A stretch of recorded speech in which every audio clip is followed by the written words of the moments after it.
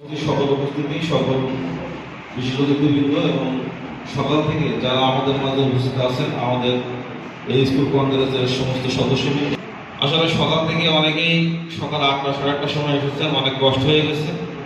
কথা বলতে গেলে আসলে অনেক কথাই বলার থাকে, কিন্তু উত্তরবঙ্গে কাজ করে আমাদের রাজশাহী চাঁপাইনবাবগঞ্জ এই এলাকার জন্য।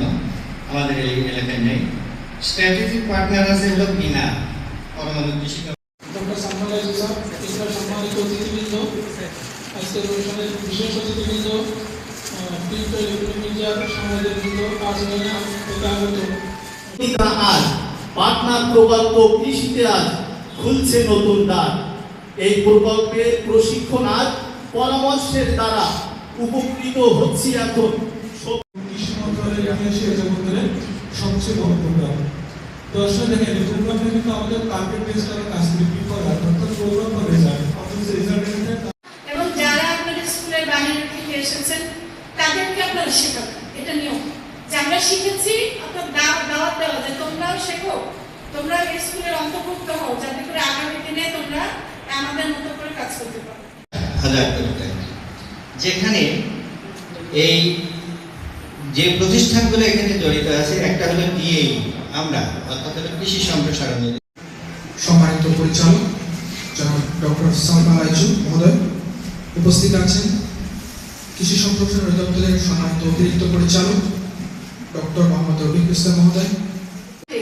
আর যাতে সঠিকভাবে কংগ্রেসটা হয় সে ধরনের কৃষি অফিসার এবং মনিটরিং কর্মকর্তাকে অনুরোধ করবো এখান থেকে সেটা শুরু হোক।